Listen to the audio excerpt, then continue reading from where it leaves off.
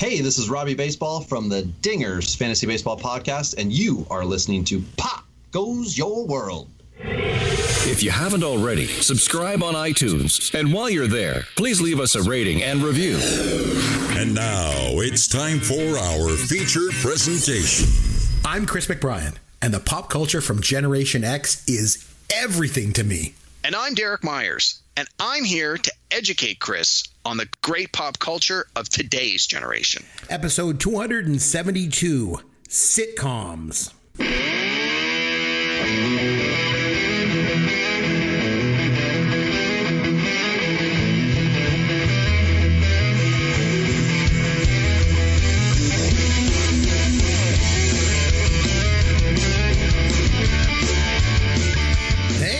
McBrien, along with Derek Myers. This is Pop Goes Your World, the pop culture podcast for the generations. Now, this week, we're talking about sitcoms, situation comedies. I believe it's a dying art form. We're going to get into that. And we're also going to have a top 5 list of our personal favorite sitcoms of all time. But before we get to that, Derek, any pop culture you've been able to take in this past week, my friend? It's been 2 weeks, actually, because we had some time off. Yeah. Well, I was actually on vacation for the better part of last week, which is part of the reason we didn't do the show. And while I was away, while I was traveling, I did have a chance to watch a few things, including a documentary, which I'll get to in a minute. Nice. So, where did you go? I went on a short little cruise of the Caribbean. Nice. It was quite lovely. My wife and I had a chance to do a little getaway, and it was great. If you have the means, I would suggest you check it out. Yes, and as a couple Canadians, getting away this time of year is always nice.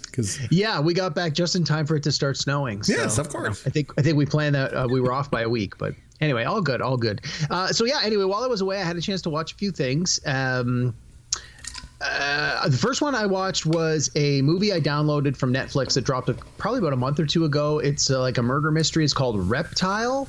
And it stars Benicio del Toro, Alicia Silverstone, and believe it or not, Justin Timberlake, along with a handful of other people that you're going to be like, oh, I know who that is, but you probably wouldn't recognize their name.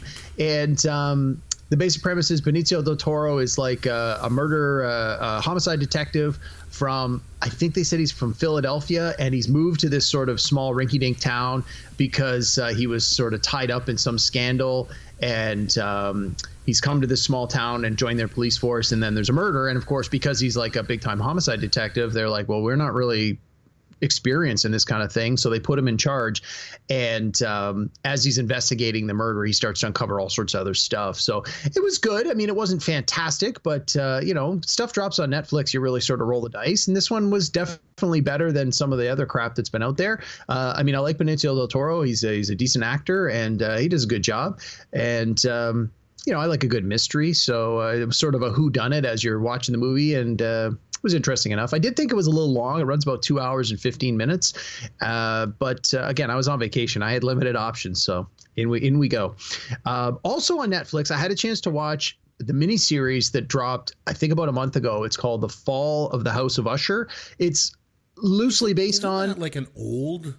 Yeah, or an old movie or something that sounds familiar in some way. So it's the name of a book by Edgar Allan Poe, The Fall of the House of Usher, and it had previously been turned into a movie. The idea here with this miniseries is it's not a literal adaptation of the book. What it is the author of the series has taken inspiration from many different works by Edgar Allan Poe and sort of smushed them together to do like little mini homages. And again, it's a murder mystery kind of thing where in episode 1, you have this super rich pharmaceutical billionaire who has 6 children, and they've all been murdered. So the story opens with him at a funeral for his 6 children. And then through the course of the next 7 episodes, because it's 8 episodes long, through the course of the next 7 episodes, each episode is sort of dedicated to the story of each one of his children, and you get to see like who they were and what their dreams and ambitions were and what their problems were, and then how they were killed. And so through the course of this storytelling, you're trying to figure out like what's really going on here. And they try and play it up as like a horror, but you know me, I don't really like horror, and I did not feel that it was horrific. It was more suspenseful, a little mysterious. Like a thriller. Well, even that, I felt it was like small T thriller, because it wasn't there was nothing in it that I really felt was scary. Like they weren't doing jump scares. They weren't trying to like be frightful. It was more they were trying to create a mood. Again, I think it was drawn from the inspirational material of Edgar Allan Poe, so they were trying to lean on that, which is more like gothic and that kind of thing.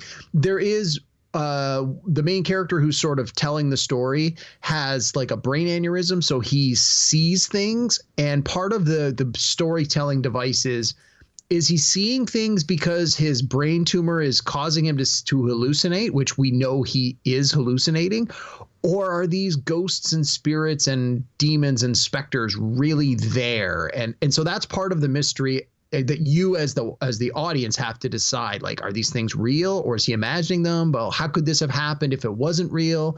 So, but it was really good. And the cast is fantastic. And from what I've been told, this ensemble cast has actually been together for 2 or 3 seasons, and they've done a few different stories, sort of like the, what's that one? The American Horror Story anthology, where every season they take the same cast and they do like a completely new premise, and all the performers play completely different characters. Apparently this Fall of the House of Usher is that same idea, where it's this ensemble of performers that have done 2 or 3 seasons of various shows. None of the seasons connect. None of the performers are playing any of the characters they played before, but each season the ensemble has grown and they've added a few new performers. So now that I've learned that, I'm actually going to go back and probably watch some of the other things. But anyway, Fall of the House of Usher, it's on Netflix. It's 8 episodes, or about an hour a pop. I really liked it. I thought it was really, really good. I thought the performances were good. I really enjoyed the story. And if you know anything about Edgar Allan Poe, if you're familiar with his works, which I am because I studied literature, there's a lot of like wink, wink stuff going on there. So it was interesting. 2 more quick ones here. Okay. There is a short film that dropped on Netflix a couple of weeks ago. It's written and directed by Wes Anderson. You might recognize that name. He did Rushmore, Royal Tenenbaums. He's a sort of a quirky. He's got his own style, and so he's adapted a Roald Dahl story, children's author Roald Dahl. The film is called The Wonderful Story of Henry Sugar. Now, I didn't know anything about it, and it's filmed basically as like a play almost. He's only got 5 performers, but the performers are all people that you know. It's Ralph Fiennes, Benedict Cumberbatch, Dev Patel, Ben Kingsley, and I can't for the life of me think of the 5th one. I'm sorry. They basically play multiple roles through the course of this storytelling, but it's very Wes Anderson, like it's his style. Absolutely. There's no doubt when you're watching it that you realize this is a Wes Anderson production, and it was really good. It only runs about a half an hour, and I loved it. I thought it was great. It was sort of whimsical and fun, and if you're even marginally interested in Wes Anderson and the kind of work that he does, you'll really like this. It was quite enjoyable. I really, really liked it. It's on Netflix. It's called The Wonderful Story of Henry Sugar. And then finally, I had a chance to watch a documentary just today. For 40 days and 40 nights, he watches documentaries. He likes to learn about the world. It's Derek's Documentaries. Derek's Documentaries. Please do tell. What documentary did you watch, my friend? Well, we passed Halloween, so that means it's time to start getting ready for Christmas. And sure enough, all sorts of Christmas stuff is on TV. It's in the stores, and you're hearing the Christmas carols. So anyway, we watched a documentary that actually came out last year on CNN, but it was repeated again just a couple of nights ago, so we recorded it. And it's called "'Tis the Season, the Holidays on Screen." And it's a retrospective look over, the last 100 years of all sorts of Christmas movies, the kind of the commonality and story and theme, the way that classic tales have been reimagined, the way things have become classics over time. And it doesn't just focus on the things you would expect. Like, yes, they talk about It's a Wonderful Life, and they talk about, White Christmas, and they talk about more recent ones like Home Alone. They even talk about Die Hard. They talk about, is it a Christmas movie? Even right up to like newer Christmas stuff from the last, 10 or 15 years. And they do a really good job. I thought they did a really good job of being representative. It wasn't just, here's a whole bunch of movie made by white people for white people. There was a lot of movies. It's a lot of Christmas and holiday movies from the last 30 years that are written, directed, and starring people of color. And honestly, a lot of them I'd never heard of, and so it was interesting and informative to see how many other Christmas movies were out there. They also talked about Christmas episodes of TV shows and the importance of that, and even they talked some about of those TV shows. They talked about where was this on? Is it Netflix? Is that what you said? It was on CNN. On CNN, okay. Yeah, we picked it up here in Canada on the Hollywood Suites. They were rerunning it on there, but it was originally run on CNN last year. And it was produced by Playtone, which is Tom Hanks' production company. So Tom Hanks not only is the producer, but he's one of the people they interview. They interview a lot of celebrities. They ask them Ron Howard is interviewed very candidly. He even talks about the first Christmas episode on Happy Days, and he talks about, because he was also the director of the Grinch remake with Jim Carrey. So no, it was really, really good. And they talked about just a lot of the common themes you see in holiday movies and why they stand the test of time and why so many of them get remade over and over again with slight twists. And no, it was really good. It really puts a smile on your face and brings a tear to your eye. It was a good primer for Christmas. And so when it was done, I turned to my wife and said, "Okay, we got to start watching Christmas movies. We got about 6 weeks. Let's get going." So yeah, that was it. Lots of watching this week. Nice. Okay, so I got a couple things I want to go over with you. First of all, I don't know if you heard this, but Patrick Dempsey was named People Magazine's sexiest man alive for 2023.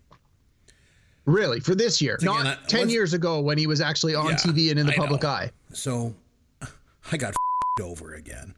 I mean, I should have. Hey, man, you're no Patrick Dempsey, but from 10 years ago. So that's one thing. So me getting over for the sexiest man alive. And the other thing is one of my favorite places to go, pretty much anywhere, has always been Second City. I've probably been to the Chicago location 8 times, and Toronto I've probably been 20 times or more. I haven't been since COVID, but I started going to the Toronto stage shows back in '93, right around the time that you and I first met, Derek. Okay. So the very first time, I'll never forget, that I ever went to Second City, I waited outside in line, and I got in for the post-show improv session. Like, they let people come in and watch the improv for free, because some people get up and they leave after the main stage show is over. So anyway, the first time I went to Second City, I got in for the improv session, and I got to sit beside Tony Rosado. And I was totally stoked about that. And then I joined the workshop program at Second City. And then when I met my wife, I introduced her to Second City, and we've gone a whole bunch of times together. It's always been my go-to for entertainment. I love live theater, I love sketch comedy, and I really love improv. So, but I hate to say, for the first time, I didn't care for it. Really? I went for it on the week. We went there on the weekend, and it was actually pretty awful. The place was half empty on a Saturday night, no less. The cast was bad. The sketches were bad. I didn't even stick around for the improv. That's the one thing I've always loved the most. I couldn't even be bothered to stick around. The show was that bad. I was really disappointed in what it's become. For comedy lovers, Second City is hallowed ground. Now it's on the 3rd floor of an office high-rise building, in this impersonal setting with this listless cast. It used to be, I remember when it was on in Toronto, it was on Lombard, and the old Fire Hall Theater had all this history. I don't know. They just moved it, so I don't know. Let me ask you this though, Chris. Yep. So we've talked about this before when we've talked about comedy and humor and how a lot of it is your relationship to the material.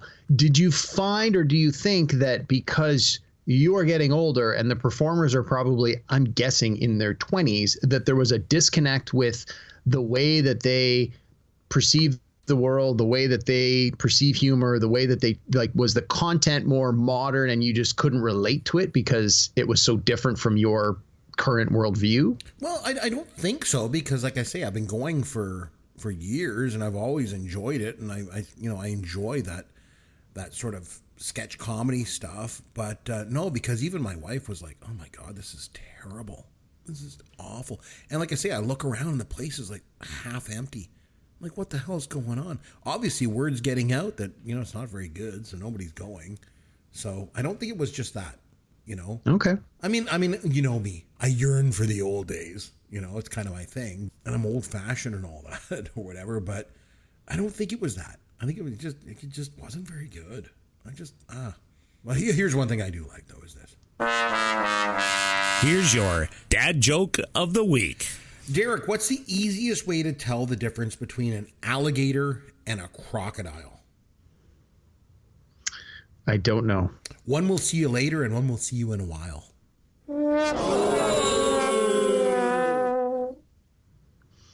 That sucked, dude. I actually told my wife that joke and she laughed. Believe it or not, finally laughed at my dad. Did she laugh now or in a while? Ishtar. This movie was so bad. Most people hate this movie. Maybe looking at it with today's lens, I personally like this movie. it was terrible. Lip smacking, back slapping, perfectly delicious. Just awful. I can't think of anything good to say about it. I like what I like. I make no apologies about it. Turnabout is fair play. I've literally watched 10 seasons of Bob Ross, The Joy of Painting. It is fantastic. At least we didn't lead lives of quiet desperation. Sorry, our producer jumped in with the drop there and cut you off. That was a pretty funny comment you made. Did she laugh? Did she laugh in a while? That was pretty good. So Derek, I also want to mention Matthew Perry died recently from Friends, obviously. And so you and I got chatting and we got talking. We were talking about like sitcoms and stuff like that. And, Matthew Perry was like, whether or not you liked Friends or not, like, you got to give props to the guy. I mean, for lots of reasons. Personally, he overcame a lot of his demons. I think he dedicated a lot of his time to try and help other people overcome their demons, which is very great. And if you look at his performance on that show, he basically personified an entire comedic delivery technique. Like, I mean, I love the one episode where Joey puts on all of his clothes. Yeah. And he walks in and he's like, could I be wearing any more clothes? Like, just to personify the way that Chandler always spoke and delivered his lines. It was pretty good. But like I say, it got us, talking about sitcoms and stuff. And I was just talking about Second City as sort of its dying art form, for me anyway. But I want to have a conversation with you about the sitcom as a dying art form, because I'm glad you brought this up, because I didn't want to just jump right into the top lists right away. I think there's a little bit of ground we need to cover and discuss. Exactly. I think I know where you're going, so let's keep going here. There was a time, there was a time back in my day, young fella. There was a time when sitcoms ruled the world. Every night, prime time was basically sitcoms from like 8 o'clock until 10 o'clock, all week long. And then everything changed. And I blame Survivor. Okay, so hear me out.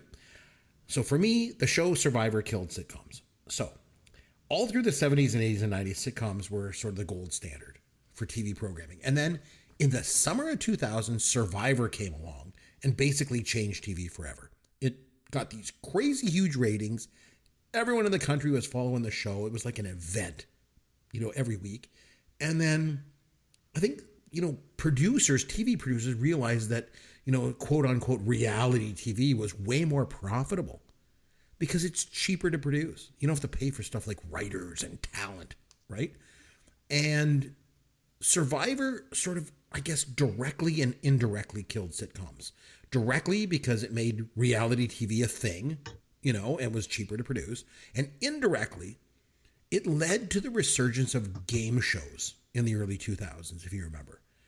Because of the popularity of Survivor, mass audiences started to get fed this steady diet of game shows. They were all about competition and real people. If you remember, the first one was Who Wants to Be a Millionaire? There was things like Deal or No Deal, Greed. There was The Amazing Race, The Weakest Link, Big Brother. Like, it just went on and on and on. And so reality TV sort of just took over. And it became so pervasive. Like MTV gave up music programming, just like the Canadian version, Much Music did. Remember, it would be rebranded as Much. Yep. So the result of all this reality TV crap and this new game show TV, fad stuff, it meant sitcoms, they were thrown aside. They died, right? Like big time. Like I blame it all on Survivor. So Derek, what's your take on all this? Am I right on this, or am I just a crotchety old man? Keep in mind, those two things are not mutually exclusive. Yeah, by the way. no kidding. They can both be true. Yeah. I mean, I agree with a lot of what you said, but I think one of the other factors that was a catalyst in there was the fact that there was a writer's strike.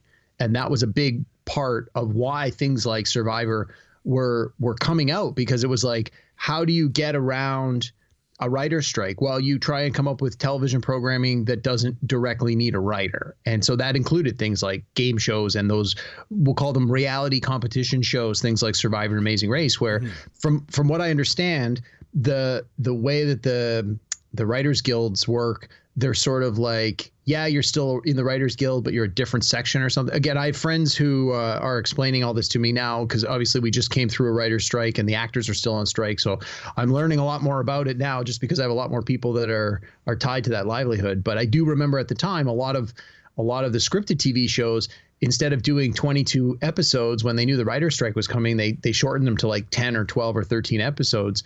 And so, in order to put some form of original programming on, in order to generate those advertising dollars, you got things like Survivor. And I think it's an unfortunate case of Pandora's box, right? Once the box is open, you can't put the genie back in the bottle, so to speak. And we've talked about it before, like, why is there so much intellectual property and sequels? Well, because that's where the easy money is. And everything in this industry, entertainment industry, is driven by the dollars and cents.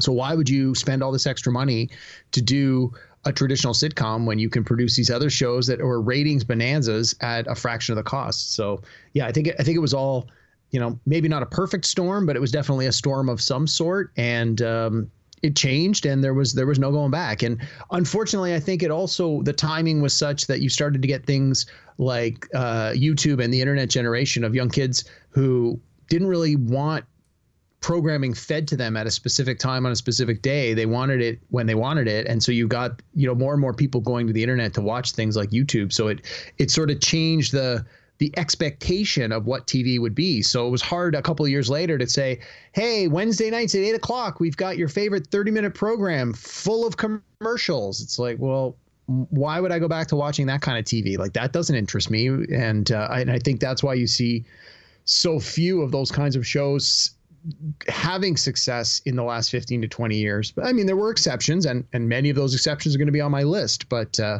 yeah, it was a perfect storm, so to speak. Yeah, the last real sitcom I can think of was The Big Bang Theory. And I'm sure you're going to get into some other ones, but I remember seeing something on Netflix. At least I think it was Netflix. It was definitely one of the streamers, but it was a show called The Ranch, and it had, I think it was Ashton Kutcher and Sam Elliott, if I remember. And it was these two cowboys, and there was this laugh tracks. It was absolutely god awful, like god awful. But I don't know of too many other real sitcoms right now. I don't want to ask you for too many, because you might have them on your list, but like, they don't really exist, though, do they? No, not in the traditional sense. But let me back it up a bit. So one of the things that I found when I was, doing the homework and trying to put my list together, was I found that it seemed to me that traditionally, like, let's say pre-2000, let's say pre-2000, a lot of the sitcoms ultimately followed a similar kind of formula, similar kind of setting. And even as you look back every decade, there were sort of just reimaginings or tweaks of the same sort of idea. And I found, like, a lot of the most successful sitcoms, a lot of the most long-running sitcoms really revolved around the family unit, right? You get the fat husband, skinny wife, and a couple of kids, and you throw the mix together. Of course, you change it here and there where you make something a little different, but that seemed to be the prevailing success recipe for a long time. And I mean, you still see some of that on shows, even more recently, but it was hard for me when I went back to put my list together to sort of say, well, which ones were my favorite? It's like I started looking at some of them with a little more distance and thinking, well, that one was really just sort of the same as that one. And that one was sort of the same as that one, just, 10 years apart or 15 years apart. Or, oh, that's the same one, but now instead of the family being white, the family's black. Oh, instead of the dad being the breadwinner, the mom's the breadwinner. But it's like, it was essentially the same formula. And even when you start looking at the episodes, you start to get, oh, well, it's about a family. So then you would have episodes about, like, someone has a problem with alcohol. Someone gets caught shoplifting. Someone has problems with a teacher at school. Like, these are common themes that are going to continue to be applicable for every generation that watches these shows. So you're going to get those kinds of episodes just told with the new cast and the new characters. And then obviously the new spin on whatever well, I don't want to call it a gimmick, but whatever the new interpretation of the formula is, sometimes that brings a new perspective to some of these kinds of shows. And,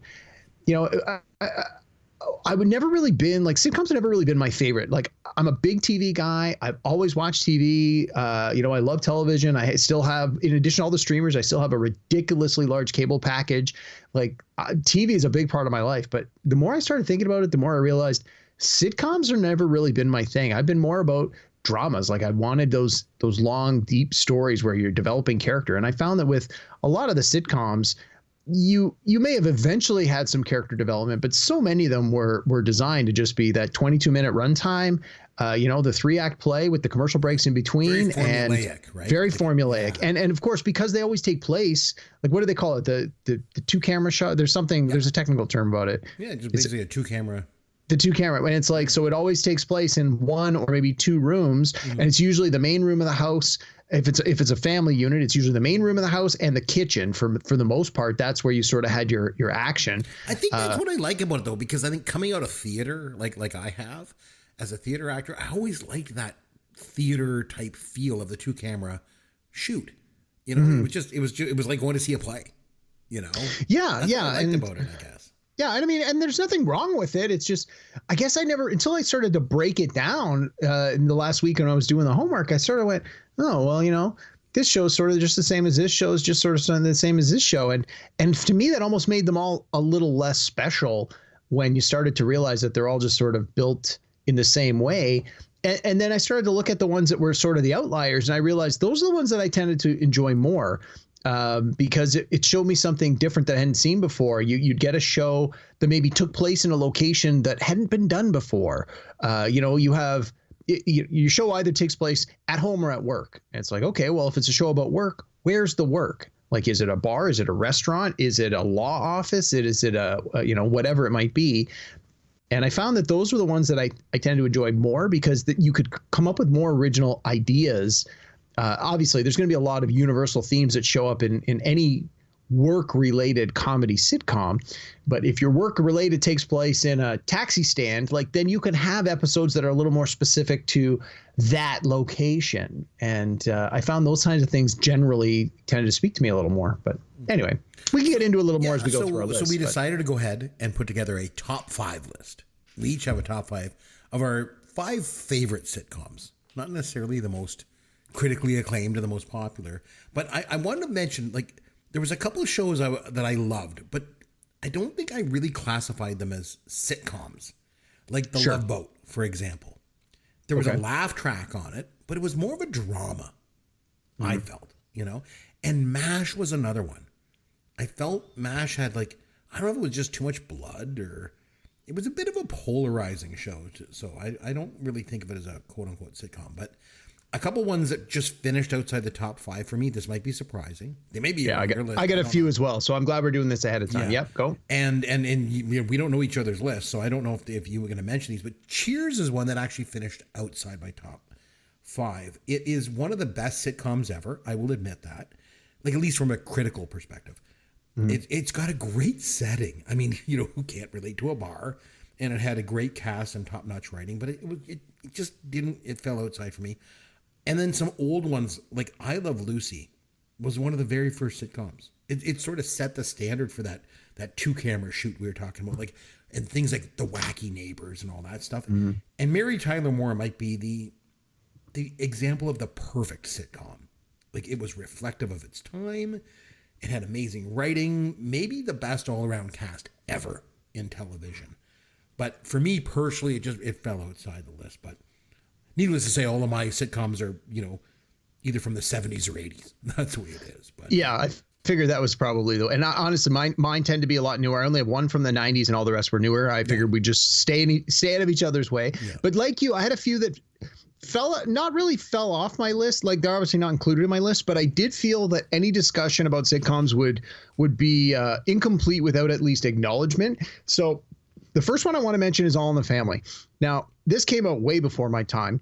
I did revisit it in reruns when I was a teenager, and even then some of the material was still wasn't like, it was a little over my head. Just again, I was immature and inexperienced. I didn't necessarily understand what some of the stuff was about, but I know my parents really enjoyed All in the Family, and so I can remember watching it with them. And even now looking back, I see clips on YouTube, and they're constantly talk about, like, you know, how the character of Archie Bunker was unlike anyone else on TV. Like, he's clearly a racist and a bigot, but by having that kind of a character on TV, you could go to the extreme with an issue or something that they wanted to talk about, and have this character, you know, saying these outrageous things, but to a point where it's so far in that direction that you realize just how ridiculous it is.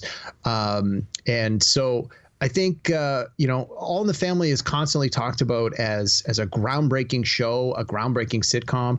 And I think that I'm just not familiar enough with the content. It's so far before my time that I couldn't include it on my list, but I did feel it needed to be mentioned.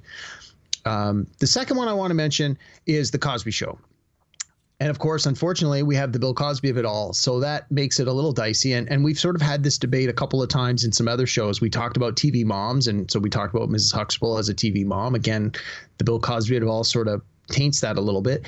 But you can't talk about sitcoms and not talk about the impact of the Cosby Show. It was really, so influential for so many reasons. The fact that it had this affluent family of color in prime time. And again, it's that family unit, and they tackled a lot of the same issues that we had seen before in their shows. There was a lot of humor. I mean, Bill Cosby at the time was a renowned comedian and was able to bring that talent to the show, despite some of the other creepy things that we now know were also happening. So again, I think we have to. And the show was almost improvisational in nature. Yes, like it was quite groundbreaking too. Yeah.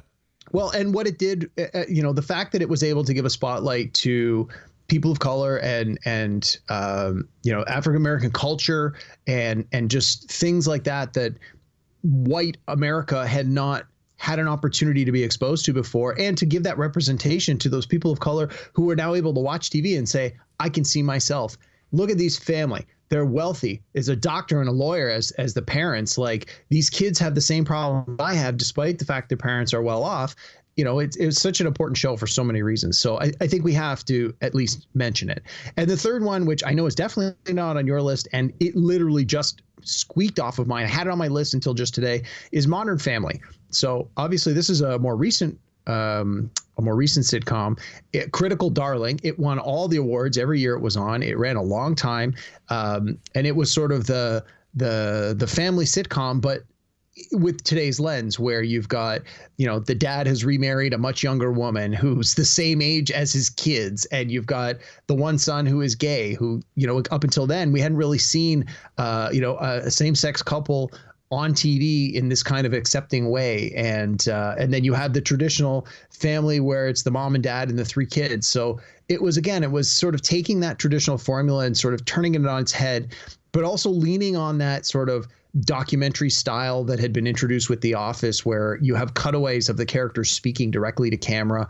So it was again, building on the success that had come before it, and then doing it a little differently and really raising the bar for what sitcoms could be. So 3 shows that are not on my list, but I feel absolutely needed to be mentioned on any discussion about sitcoms that cover what we cover. So All in the Family, Cosby Show, Modern Family, not on my list, but definitely capital H honorable mentions. All good. So you want to start with your number 5? What have you got? Sure. So this is my oldest one, and I'm fairly confident it's not going to be on your list, but it might be because it did start in the 80s. I'm going with Married with Children. So it ran from 1987 to 1997, 11 seasons. 263 episodes. It was on Fox. It was one of the first big shows to premiere when the Fox network started. And it when basically put Fox on the map. It totally did. And so this show was unlike anything at the time, because up until then, everyone's family on TV liked each other, was positive, good, strong family values. And teenager me, if this came out in 87, I would have been 13, 14 years old.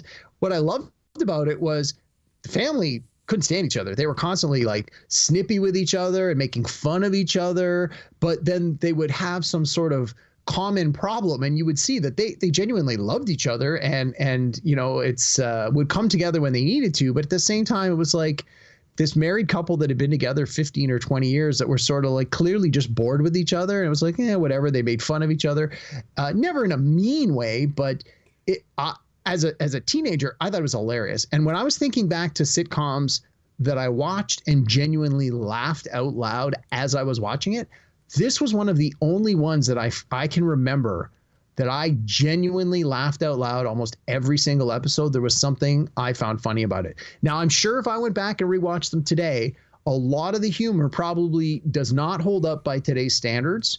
And I fully acknowledge that's probably the case. And, haven't gone back to watch 260 episodes, but in the moment, I do remember really enjoying this, and I know it did very well, and it definitely found an audience, and it was outside of the traditional audience, but there was a lot of people that liked it. So this is my number 5 of my favorite sitcoms, Married with Children. Nice. And like we mentioned, it put Fox on the map along with The Simpsons. And speaking of The Simpsons, you and I, we like I said, we don't know each other's lists going into this. But one thing that we did mention to each other was we weren't going to do anything that was animated.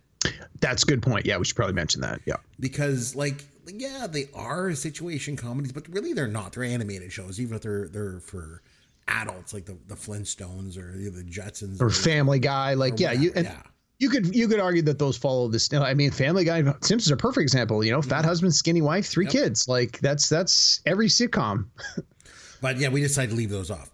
Okay. So I want to go into one, but before I want to kind of set it up. I want to talk about this notion of the spin-off. So sitcoms were so popular back in the day that they had spin-offs. And these were sitcoms that spun off from another sitcom. So if you're not familiar with the concept, basically they would take characters from one sitcom and give them their own show.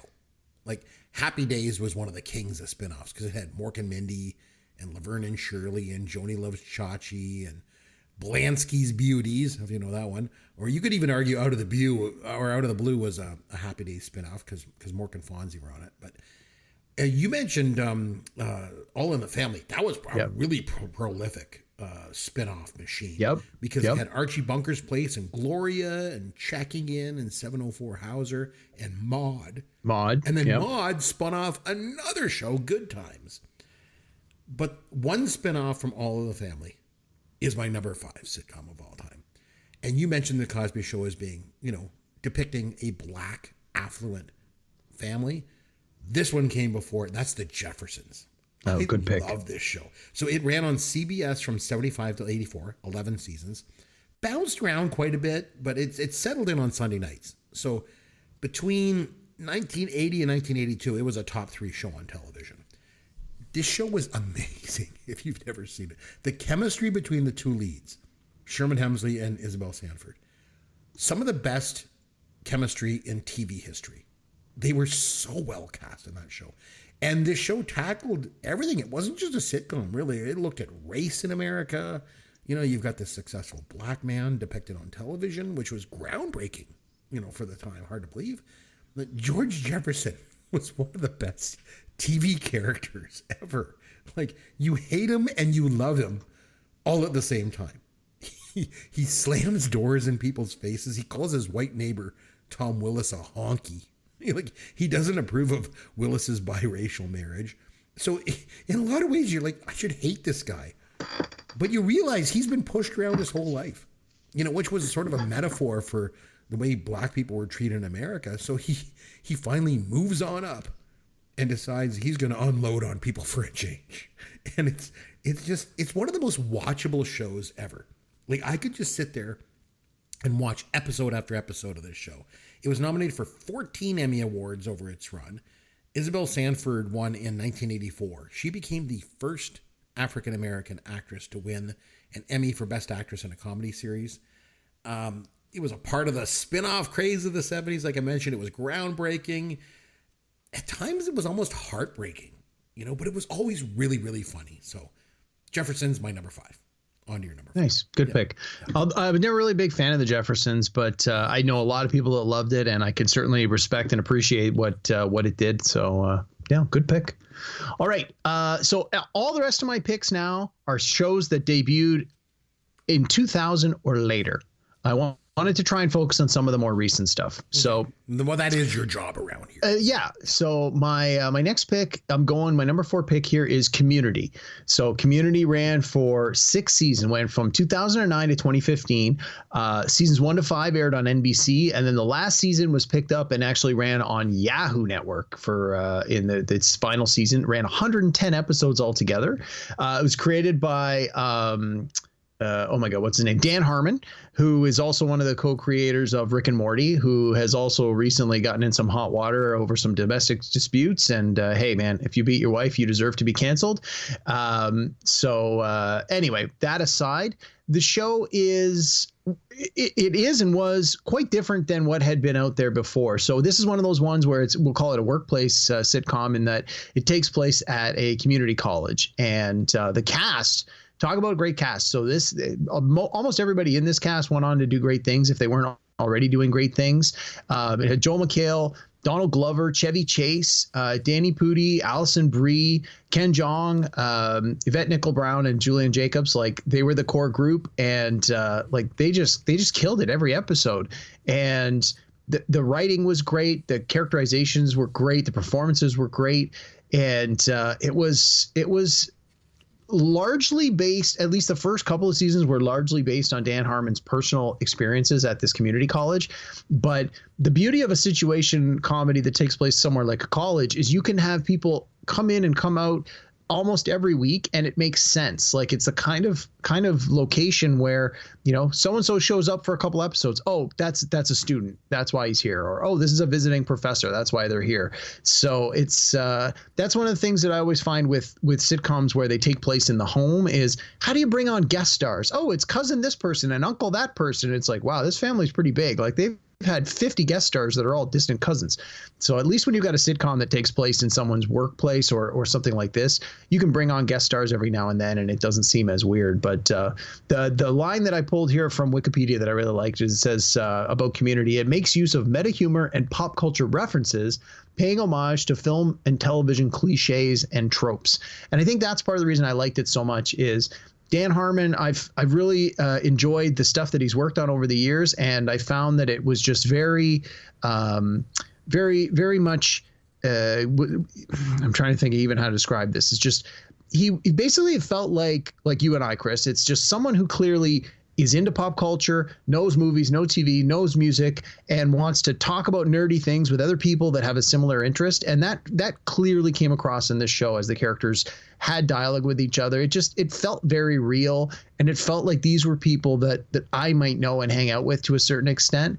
Whereas I find with a lot of the other sitcoms, it's just sometimes it's hard to relate. Whereas this one, for me, it really sort of hit home because I was able to sort of find commonality with a lot of the characters based on the kind of things that they did and that they talked about. So my number 4 pick is Community. Nice. And as you have the new stuff, you mentioned they're all 2000 and forward. I got the old stuff. So my number 4 is Alice. So I love that show. Think about this. A sitcom based on a comedy drama film directed by Martin Scorsese. It's like, what? So in 1974, he released his film, Alice Doesn't Live Here Anymore, starring Ellen Burstyn as this woman that moves across the country. She tries to find a better life for her and her son. And somebody somewhere actually thought this might make a good sitcom. Go figure. But the thing is, they were right. I loved this show when I was a kid. It's so simple. It takes place basically all in one setting, Mel's Diner, which these 3 waitresses and Mel, the cook and owner, and the customers that they deal with, like Henry, Marvin Kaplan, and Dave Madden from the Partridge Family. He was a regular too. And the show always dealt with the issues going on in the waitresses' lives and stuff. On its face, this show should not be very good, but it totally was. It is one of the first shows too on TV that I remember where characters actually spoke with accents. Because up till that point, like, everyone on TV talked the same. Like, it's been this practice for years for actors and news reporters and stuff to lose their regional dialect. They speak in, like, quote unquote normal, if that's a thing. I guess like a neutral accent. I don't know what the right terminology would be, but in this show here, you got Flo with this Southern accent, Alice speaks with a New England accent, because that's where she came from. And Vera is this ditzy waitress. I loved her. Beth Howland was so good in the role. It got her typecast for life, though. But Polly Holiday was typecast for doing Flo, too. And Mel as well. He spoke with more, like you would think, like a New York or New Jersey style accent. You're right. He did. So Polly Holiday left the show after the 4th season. She was Flo. The show ran on CBS for 9 seasons between 76 and 84. And then after Flo left, she got her own show that bombed. They brought in Diane Ladd as Belle for seasons 4 to 5. And funny enough, she played Flo in the film. And then the chemistry wasn't quite there. So they brought in Celia Weston as Jolene, and she was really good. I thought. I liked those episodes. And then Vic Tayback, like you mentioned, he was Mel. Like, what a character he was. He's like yelling at the girls. His shirt was always dirty. Like, you'd never want to eat there. No. But it was always fun to watch. I love that show. It's not available on any of the streamers. I do have episodes on DVD. I always enjoy going back and watching them. So that was my number 4. Nice. So your number 3. What do you got, my friend? My number 3 is a little sitcom that ran from 2005, 2014, and it's called How I Met Your Mother. And part of the reason this made my list is they've actually just recently started rerunning these. And so my wife and I have been watching them in syndication for the last probably couple of months now. And we just keep saying, wow, this show is really good. Like it's really holding up. I mean, not that it's that old, but sometimes you go back and you watch something, and you're like, wow, I remember this a lot more fondly than it really is. This is the opposite. We're really enjoying the show. Obviously, there are some issues with any show you go back and watch years later. Like, some of these episodes are 15 years old now.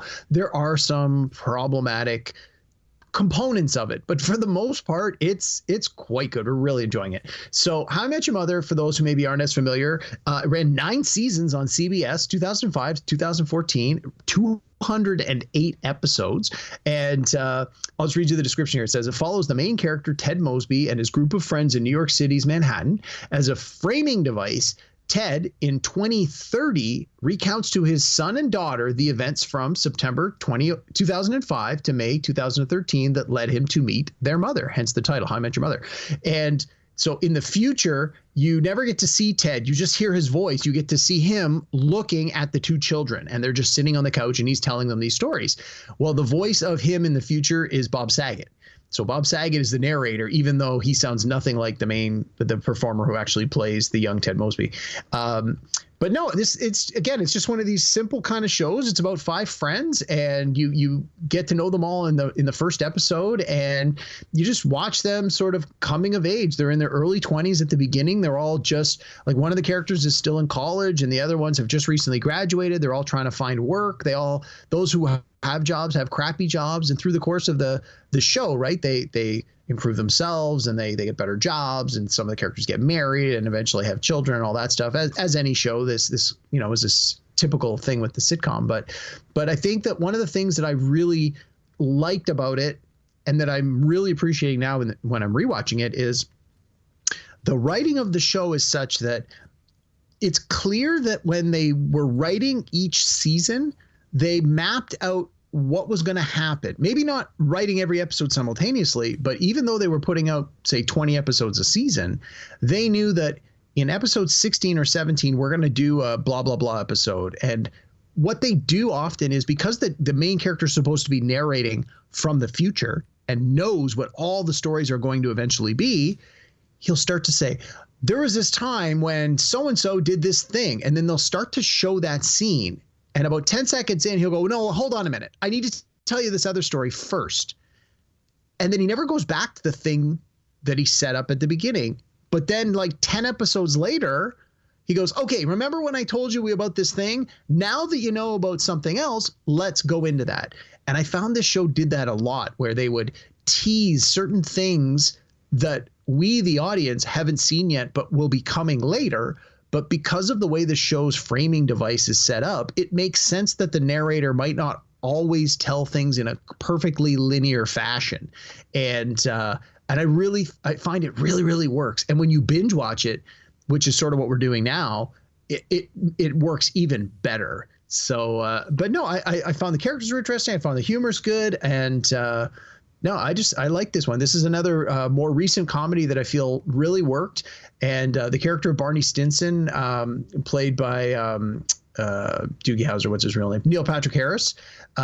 Again, some of the stuff that he does and says doesn't necessarily hold up, but knowing that this is a gay performer who's playing a straight womanizer on the in the show, I think makes it a little funnier, because they obviously knew that when they were writing the character, which almost gives them a little bit of a license to be more creepy than you would normally allow or want a character to be. But behind the scenes, we know, like, wink, wink, he's really a gay guy. He's not like that. It sort of almost gives him a little bit of forgiveness. But anyway, rambling. How I Met Your Mother is my number 3 pick. Yeah, my wife really liked that show a lot, and I've watched a few episodes because of her. Yeah, it's pretty good. I'm going to go back. Surprise, surprise.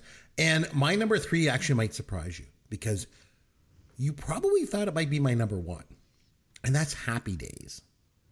I was sure that would be your number 1. It's only number 3 for me, and here's why. Because season 1 is awful. I mean, god awful. Like, it's almost unwatchable.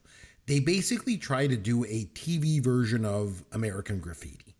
You know, it was even shot on film. And season 2 wasn't much better. You know, it started to take a little bit more of a traditional sitcom style. Season 3, much better. And then season 4, it really hit its stride. And here's the thing about the show, though. Like, everyone always uses the term jump the shark to indicate, you know, when a show has gone past its prime. But on Happy Days, Fonzie jumped the shark at the beginning of season 5. The show only got better after that, actually. They brought on Chachi.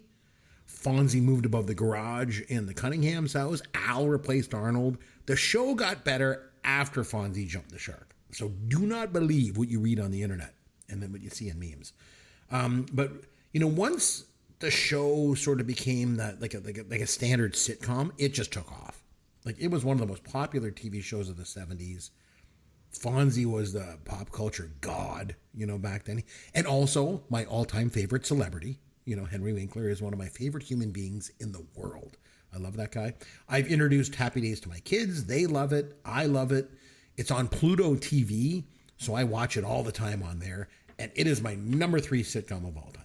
So I'm still in shock that it wasn't your number 1. I'm kind of curious what you feel in your mind beat it, considering how much high regard, and you already eliminated the Love Boat. So I know.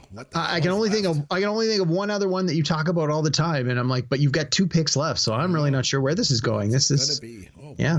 This should be good. Okay, what's your number 2? Okay, my number 2. So my number 2 is a show that I only recently came to watch, and I talked about it on the podcast not too long ago, like in the last few months. I binged the entire series, and that's 30 Rock. So 30 Rock was on from 2006 to 2013, originally aired on NBC, ran 7 seasons, 138 episodes. I binged them all in the course of like maybe 6 weeks earlier this year, and I thought it was great. I really kind of regret not watching it in the moment. And being a part of those, you know, when people, you know, like we talked about that, you know, must see TV, sort of everyone watching it as an event television. Mm-hmm. Like, I can remember people that were watching it talking about it, and because I didn't know anything about it, I obviously didn't pay attention. But it's like, it was really, really good. I really enjoyed it. The writing was great, performances were great, and Alec Baldwin. You know, like this is the role he's going to be remembered for. Like, if he was to drop dead tomorrow, this would be it. They would say Alec Baldwin, of 30 Rock fame. Like, he was fantastic. And I was never a huge fan of Alec Baldwin until I watched him in this, and he's fantastic. Well, luckily he made it through the whole run. How many seasons was it? 7. 7 seasons without shooting anyone. Oh my. Yeah, that we know of. Too soon? Yeah, probably. But anyway, for those who maybe are not as familiar, 30 Rock is written the series is created by Tina Fey, and it's based on her experiences as the head writer on Saturday Night Live. The show 30 Rock takes place behind the scenes of a fictional live sketch comedy show that is obviously very much supposed to be like Saturday Night Live. And the 30 Rock of the title is the address 30 Rockefeller Place, I believe, is the address. It's the address of the building where NBC is. And again, it's it was a critical darling. It was nominated for a Primetime Emmy for the best comedy every year of the 7 years it was on the air. It won 3 years in a row in 2007, 2008, 2009. And it ended up being nominated for 103 Emmys during the course of its 7-year run, and it won 16. Wow. So I'm like, you know, it's one thing to say, oh, well, you know, this show has some bright spots. When it gets nominated for 100 Emmys, it had a lot of bright spots. It lived up to the hype. And let me tell you, that's a tough bar. No, this show is great. If you haven't watched it, do what I did. Binge it. It's available on the streamers now. And because it's still quite recent, I found that I didn't really, at least when I was watching it, I didn't really find any real issues or problems. Like, you know, like I've been saying, some of these ones you go back and you're like, oh, this is a little problematic. You look at it through today's lens. I think a combination of it still being relatively new and the fact that Tina Fey, as a woman, obviously is a lot more sensitive to some of these things than probably dudes are. So it definitely took that into consideration. And I think it just, you know, speaks to her ability to be able to flag those things and avoid them. So yeah, 30 Rock's my number 2. Nice. It's fantastic. If you haven't seen it, give it a watch. So what have I got left? My 2, like you mentioned, I think you could probably guess what one of them would be. Well, I don't want to spoil it for you. I don't want to say it in case I miss, and I don't want to ruin it if I'm right. So I'm curious. You probably know what one of them is, but my number 2 actually is Seinfeld.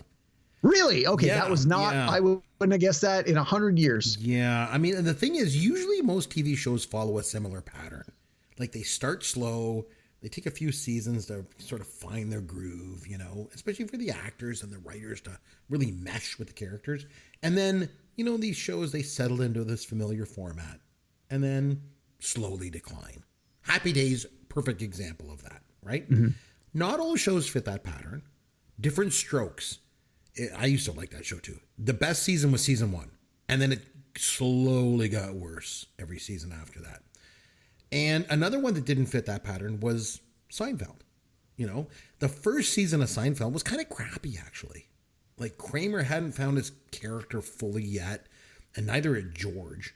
Jason Alexander in the early season, he was basically playing a caricature of Woody Allen, you know? Yeah, he wasn't as funny. He was more the straight man to Jerry's. Yeah. And I feel like the show just kept getting better and better. And for me, you know, the best season was season 9, the last season. The Merv Griffin set in Kramer's living room. Oh, yeah, that was a good one. The butter shave, the meat slicer. Like, that show was firing on all cylinders at the end of its run. And it went out on top. I would put Seinfeld on my list probably just for season 9 alone. Like, and then the fact, if you think about everything else, you also got the contest, the yada yada, the close talker.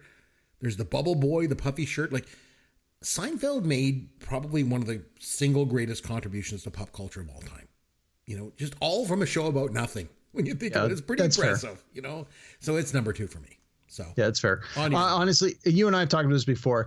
I never watched Seinfeld when it was on the air. I was never a big fan. I've come back to it in reruns over the years. I probably only seen about half of the episodes, but all the ones you've mentioned, I'm at least familiar with if I haven't actually watched them. And there are definitely some top shelf A+ episodes. Like The Contest is certainly one of the all-time greats. The Merv Griffin set is another one where he's got the Merv and Jerry's dating the woman with the wall full of toys. Like, it's just the ones. And the thing I find with that show is the ones that are great are the ones where all the 2 or 3, like, because with most sitcoms, when especially even a show like Friends, where you have 6 main characters, every week you have to pair off the characters and you have 2 or 3 different stories happening simultaneously.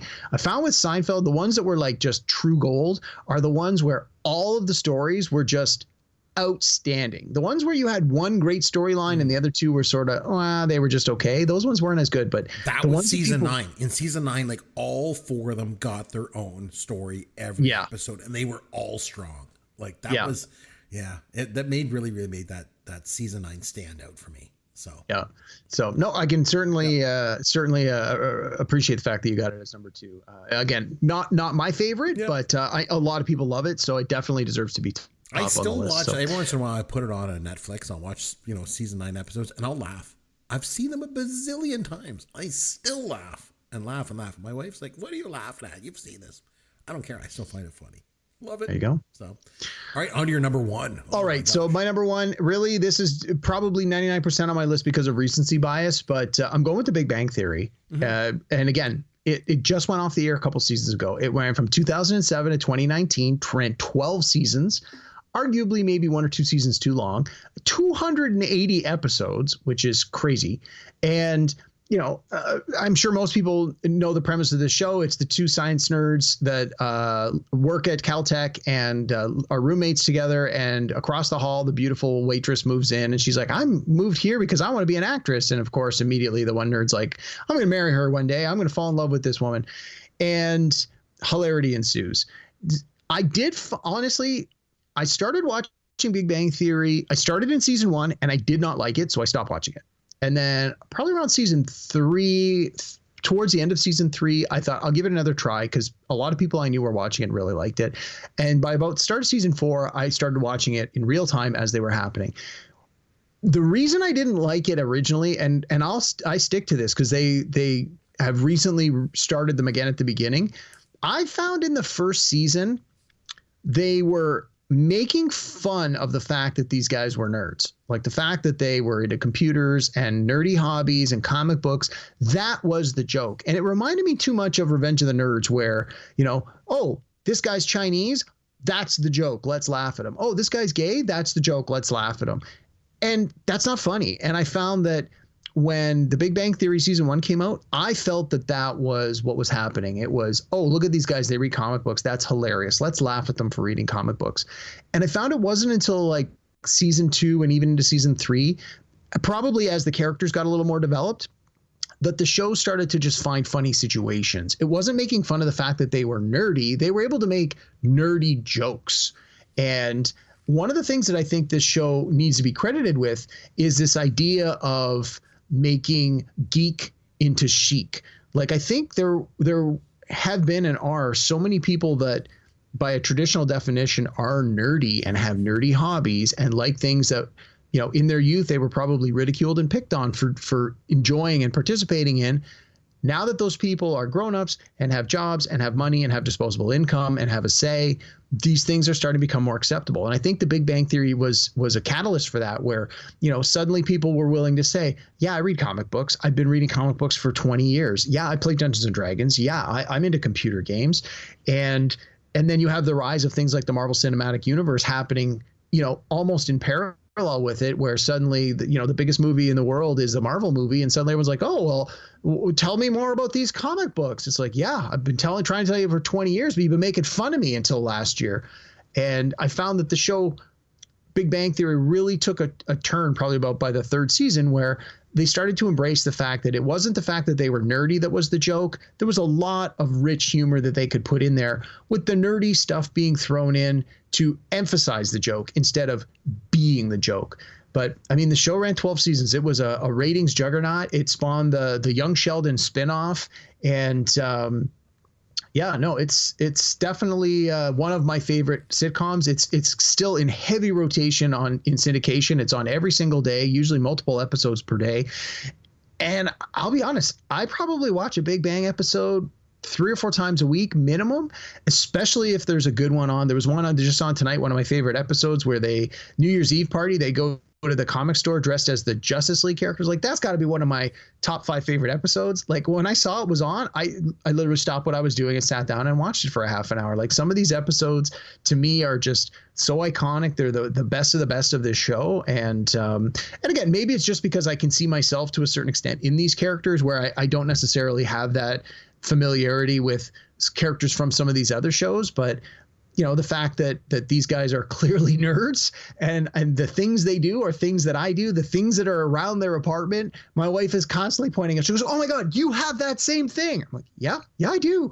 And so I think that's part of the reason that I've enjoyed this show so much, is I could really relate to these characters and a lot of the things they did, and a lot of the nerdy hobbies that they shared. And I could certainly appreciate how they brought that to the mainstream. So my number one favorite sitcom, if you ask me today, which you are, is The Big Bang Theory. That's a good one. And like, I never watched all the episodes. My wife liked that show, but so I got in, I watched some here and there. One thing I really liked about that show was some of the secondary characters that they bring in. Some of them are so good. There were some that stand out to me. So there's the comic book store guy. He was pretty funny. And then there was a guy that worked with them or something. And he always talked with a bit of a lisp or something. Yeah. He had a funny way of talking with his W's and his L's. It was just so funny. And that guy was actually, that guy that speaks with the lisp, he was actually supposed to be the Leonard character. He auditioned for that role and he was on the short list, and they ended up going with Johnny Galecki at the last minute. So what could have been the guy who played Barry could have been Leonard. So very interesting. And I also there was a girl that dated one of the guys. I don't remember which one. And she was just this weird, quirky, odd character. I thought she was funny. That's like half the women. I know. I remember the one was dating, who's the Indian character? What's his name? Raj. So there was a girl dating him one episode I watched not that long ago. And she was like, oh, I have a confession to make. I hate music. I was like, what? Like, such a weird character quirk. And then, of course, Bernadette is on it, and I absolutely love Bernadette. I have the biggest crush on her. I think she's hot. Yeah, I think she's way harder than Penny, but oh my God. So yeah, there's so many things to like about that. Okay, so my number one, in my mind anyway, the greatest sitcom of all time. No big surprise to you. A TV show about the radio. Oh yeah, okay. Yes, I'm talking about WKRP in Cincinnati. And if you've never seen this show and only ever heard about it, I wish I could point you to a streaming service that's got it available, but it's not streaming anywhere. I just can't do it. But in this show, I just got to talk about it. This show had it all. It had a great cast, one of the best casts in television history, and it had great writing. It had these wacky plots, but it also handled issues like homosexuality and race and sex with a lot of humor, but also head on. It didn't shy away from anything. They had an entire episode where they just play a softball game, Oh, I remember that one. Yeah. And the thing was for me, who doesn't like an underdog? And this whole show was about underdogs.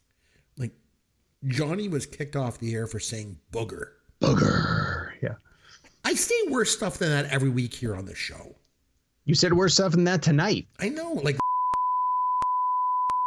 for example. I say bad things, and he got kicked off the air for saying booger. And, speaking of underdogs, Les Nessman was an underdog.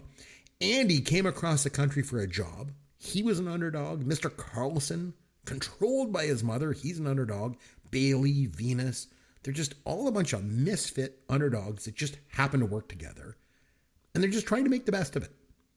Even the station is an underdog. It made it to number 6 in Cincinnati after the ratings came in one episode. They were so happy, And even the show itself was an underdog, if you think of it. It bounced around and it finally got canceled after 4 seasons. They didn't even get to do a finale or anything. But in retrospect, when you step back and look at the show, it ranks up there with, all these critical favorites like MASH and Cheers and Mary Tyler Moore and All in the Family. I think it's one of the best sitcoms ever made. Well, the Thanksgiving episode is clearly one of the best episodes of television ever that everybody knows. I know. Even if you've never seen the show, you know of that episode. Whether it's Canadian Thanksgiving or American Thanksgiving, your social media, even to this day, after that was in 1979 when that episode came, was in season 2, right? It was it's still pervasive today. Everybody still quotes it turkeys away. God is my witness. I thought turkeys could fly. So yeah, it's still around. It's got lasting power for a reason, And if you, if I could just have you go back and watch it on the streamers, you could watch even just the first season. So good. So that's my number 1. So anyway, you ready now to have some fun? Absolutely. All right, let's have some fun with Caveman. So one of the staples of any good sitcom, Derek, as I'm sure you know, is the wacky neighbor. Okay. The concept of this started way back with the very first sitcoms. And it stayed pretty much true to the sitcoms right throughout TV history. So here's how this game works. I'm going to give you the name of a wacky neighbor. And all you have to do is name the sitcom. I'm looking for the full title of the sitcom here. Okay? Oh, I thought you were going to go the other way. I thought you were going to give me the sitcom and ask me to name the wacky neighbor. I thought, oh my God, this is going to be so hard. Okay. I think I'll do okay. I think I'll do okay on this one. Okay, I'm going to start with some easy ones. Here's one. Here's a pair of them. Lenny and Squiggy. Laverne and Shirley. Of course, Michael McKean and David Lander. So, all right. Steve Urkel. Family Matters. And funny enough, I was just flipping around Pluto TV the other night, as I am wont to do when I'm watching The Love Boat on there. And they had like movies on there, and they had this like one of those like two-headed shark versus mecha crocodile things or whatever. And Jaleel White was in that. I was like, hey, that's Urkel. Okay. I'm going to give you another wacky neighbor. Name the sitcom. Ed Norton. The Honeymooners. All right. Mr. Bentley. Mr. Bentley. Mr. Bentley. Mm-hmm. Is it Different Strokes? Oh, no. It was the Jeffersons. Paul Bennett. See, I never watched Jeffersons. Okay. Mrs. Poole. Oh, that was you know it. That was the Valerie. It was Valerie. It was called Valerie, then Valerie's Family, then the Harper family. Or the Hogan family. Exactly. She also, it was Edie McClurg. She was also Herb Tarlick's wife, Lucille, on WKRP. All right. Willona Woods. Willona Woods. I have no idea. Janet Dubois played her on Good Times. Oh, yeah. Never watched it. All right. You know this one. Marcy Rhodes / Marcy Darcy. Oh, that was Married with Children. She, of course, became Marcy Darcy when she married Ted McGinley. Jefferson Darcy. Yeah. The TV show killer, Ted McGinley. Every time he joined the cast of a show, the show just was like killed. Love Boat, Happy Days, Married with Children, they all died. Okay. Rhoda Morgenstern. Oh. I know she got her own show. It was a spinoff of what the hell show was she was on? Mary Tyler Moore. Valerie Harper, right? From Valerie's Family. All right, Mr. Heckles. Mr. Heckles was a wacky neighbor on what sitcom? Not a sitcom I ever watched. I don't know. Friends. That was from Friends. Really? Larry Hankin. He was also in Seinfeld. Remember when they did this, the pilot? He played Kramer. He was also in Home Alone. All right. Yeah. Kimmy Gibbler. Kimmy Gibbler. Oh, Kimmy was... you know. Oh, that was the one with in San Francisco. It was Full House. Played by Andrea Barber. Okay, two more. Both easy ones. I'm going to let you away with an easy one. Wilson. Oh, that was the over the fence guy, right? You never saw his face. That was the Toolman Show. What the hell was that one called? It was called Home Improvement. Home Improvement. Very good. And the last one, Larry Dallas. Is that his last name was Dallas? Really? Three's Company. Yes. Richard Klein played Larry. You never ever heard his last name, really? No. He was Larry. He was always a staple on those game shows like Pyramid and stuff. Oh, yes, he was on all of them. And he was like a secondary character in the first like 3 seasons, and then he just became a cast regular and was in like every episode after that. So he did really good. All right, so you did pretty good. Not bad. Wacky neighbors were always a big thing in sitcoms, so I felt it was and they were pretty memorable. Take a look at them. So yeah, most Wacky Neighbors were in most episodes. So if you watch the show, there's a pretty good chance you were familiar with the Wacky Neighbors. Okay, so next time we come back, we're probably going to need to take a look at a movie celebrating a major milestone anniversary. I'm going to throw things over to you. What would you like to do next time? So I'm going to go with something newer-ish. And since we're coming into the holiday season here, I want to go to a holiday movie. So nice. in 2003, 20 years ago, we got the movie Love Actually.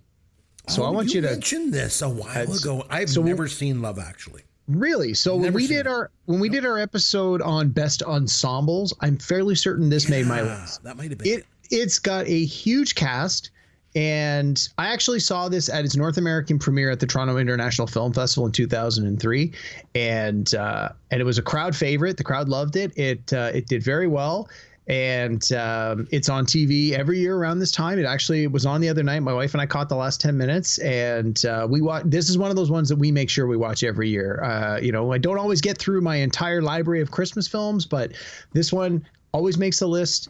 And it's immensely rewatchable, in my opinion. It is a little on the long side. I think it's about 2 hours and 5, 2 hours and 10, but it's got a lot of good stuff in it. And I will tell you, if you are going to watch this. There is some nudity, so you may not want to have your kids around. I mean, it's some boobs, but still. It's been a while since we saw a movie with some nudity, and I'm glad. This is nice.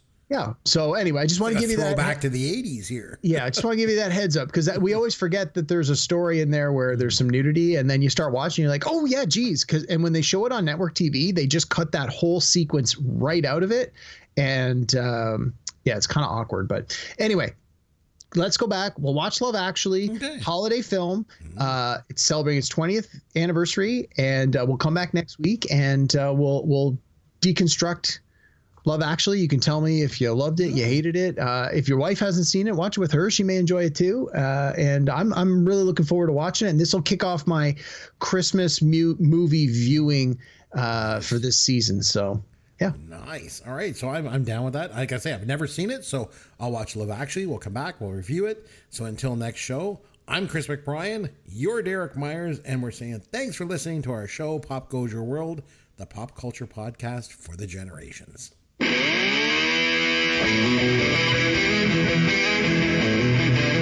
Thanks for listening to Pop Goes Your World. You can contact Chris and Derek at popgoesyourworld.com. Please take a minute and review the podcast on iTunes or wherever you download and listen to the show.